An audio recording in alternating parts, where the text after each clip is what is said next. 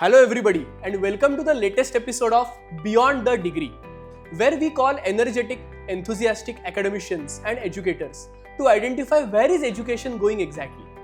As you all know, we are firm believers of the India growth story, and we highly appreciate people who support us in our mission. So, in today's episode, we have Professor Kaustubh Atre, जे Ambitions नावाचे classes चालवतात पुण्यामध्ये, आणि हे फक्त classes नाही आहेत. तुम्ही जर यांच्या कुठल्याही स्टुडंटला विचारलं तर ते खूप अभिमानाने आणि गर्वाने हे नाव सांगतील की आम्ही Ambitions मधनं शिकलो. आपण जसं कॉलेजेसच्या भाषेत म्हणतो की सम नोटेबल अल्युमनाय, तसे यांच्याकडे जवळपास 10 ते 15,000 अल्युमनाय आहेत, कारण यांचं करिअरच ऑलमोस्ट 25 वर्षाचं आहे. आणि हे नुसते नोटेबल नाही आहेत, तर यांनी construction line, commerce line, acting, direction सगळ्यामध्ये काही ना काहीतरी मोठं केलेलं आहे. जर मी इतके वर्ष कष्ट करून तुम्ही जे म्हणता त्याप्रमाणे मोठा झालेलो आहे, if I can do anybody can do. मी जर मोठा झालोय तर बाकी कोणीही होऊ शकतं, कारण मी कधीही हुशार नव्हतो, मी आजही हुशार नाही आहे, पण मी घासू होतो. घासू याचा अर्थ की काम करत राहा, सक्सेस मिळणार आहे, याच्यावर माझा विश्वास आहे. म्हणजे गावाकडे विहीर असते, त्या विहिरीला दोरी टाकून असं पाणी काढतात, तर ते विहिरीतलं पाणी काढून काढून दोरी अशी घासून घासून तो जो दगड असतो ना, त्या दगडाला असा एक बेचका आलेला असतो आणि त्यातनं ती दोरी वर खाली करते. म्हणजे जो दगड पूर्वी असा होता त्याला ते घासून घासून घासून बेचका झालाय. म्हणजे जर दगड पण बदलू शकतो तर आपण तर माणूस आहे. काम करून करून करून होऊ शकतं. अजून एक ऑब्झर्व केलं असेल तर पाण्याचा थेंब, जर एक थेंब फक्त असा जमिनीवर पडत राहिला तर थोड्या दिवसांनंतर तिथे खड्डा पडला आहे. म्हणजे बारीक पाण्याचा थेंब, त्यात किती पॉवर असते, पण तो थेंब पडून पडून पडून तिथं खड्डा पडायला लागतो.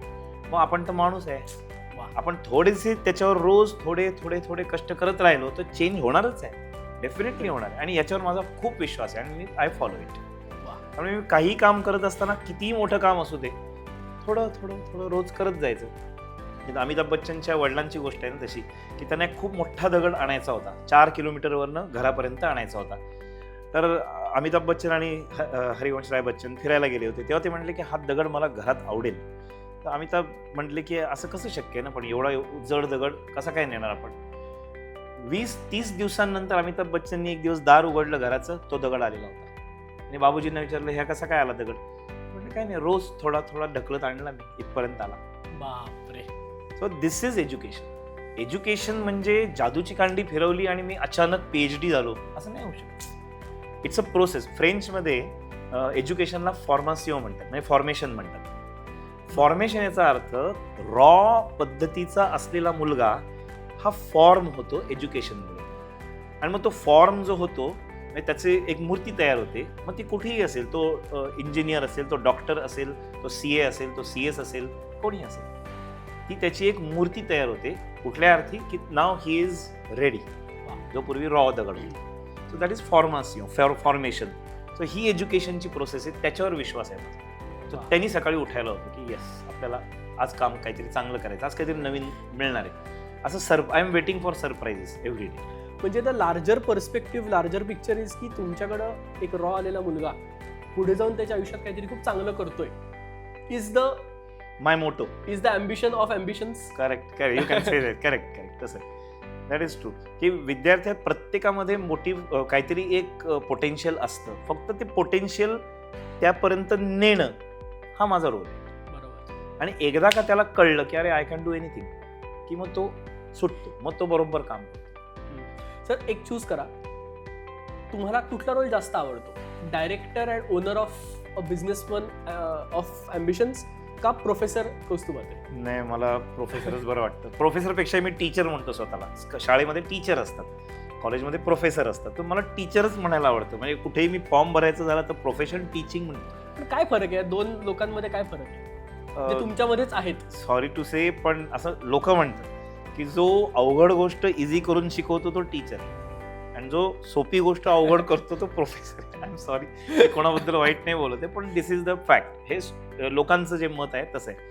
आणि टीचर आहे ना, तू ऑब्झर्व कर की कॉलेजमधल्या टीचरला आपण जाऊन कधी असे क्लोजली बोललोय, भेटलोय, असं खूप रेअरली घडतं.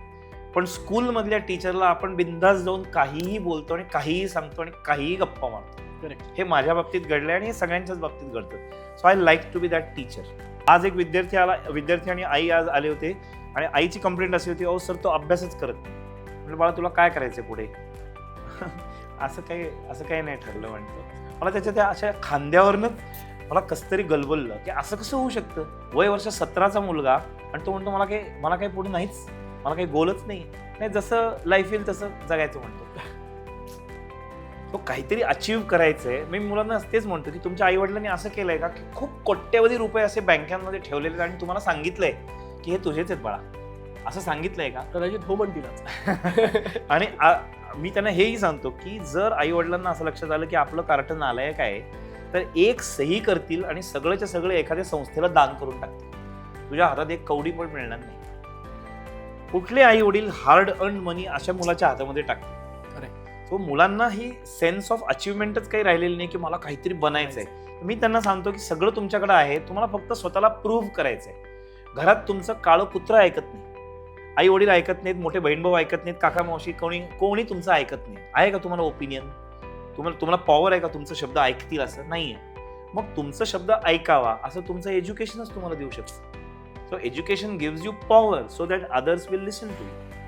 शिवाजीराव भोसलेंनी असं सांगितलंय की चांगल्या टीचरनी कधीही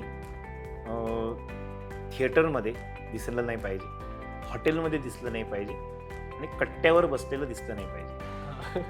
पूर्वीचे पॅरामीटर्स असे होते. आता काळ इतका चेंज झालाय आणि मी हे फॉलो करतच होतो, पण काळ इतका चेंज झालाय की आपल्याला चांगला एखादा जर पिक्चर मुलांना इम्प्रेस करणारा असेल उरीसारखा तर त्यांच्याबरोबर जायला लागतं. त्यानंतर छानपैकी त्यांनी अभ्यास केलेला आहे, मस्त मार्क पाडलेत, तर त्यांना त्यांच्याबरोबर सेलिब्रेट करायला हॉटेलमध्ये जायला लागतं. आणि माझं लेक्चर संपल्यानंतर खाली मुलं गप्पा मारत उभे असतात, कधीतरी मी त्यांच्यात 10 मिनिटं जाऊन बसतो टू गेट द वाईब की काय चालू आहे त्यांचं सध्या. सो आजचा टीचर असा आहे की जो मुलांबरोबर राहण्यासाठी नाईलाजानी किंवा आवडीनी या 3 ठिकाणी जाणं गरजेचं असतं. म्हणजे फॅकल्टीनी काळानुसार बदललं पाहिजे, मुलांनुसार बदललं पाहिजे. आणि हे सगळं थोडंसं आमच्या थीमला पण जातं की बियॉन्ड द डिग्री. हे सगळं त्याच्याच अराउंड चाललंय की कॉलेजेस, शाळा, आमच्यासारखी काही सपोर्टिंग लोक, हे सगळ्यांचं काम एवढंच आहे की त्या स्टुडंटला चांगली डिग्री मिळवून देणं आणि त्यांनी त्या डिग्रीच्या बियॉन्ड जाणं. त्यामुळे सर थँक्यू, आज तुम्ही बराच आम्हाला वेळ दिलात. मला बरं वाटलं की मला इतक्या गोष्टी मागच्या अशा काळात काढता आल्या. अदरवाईज रोजच्या लाईफमध्ये हे नाही मिळत. राईट. शेवटची 30 सेकंद, युअर ॲडवाईस. तर तुमचे आज कुठे स्टुडंट असतील त्यांना तुम्हाला काही एक मेसेज द्यायचा आहे, काही पण. काम करत राहा, दुसरं काय सांगणार. काम करण्यासारखं सुख नाहीये आणि काम केल्यामुळे कोणाच्याही अंगाला कधीही भोकं पडत नाही. त्यामुळे काम करत राहा, कंप्लेंट करून.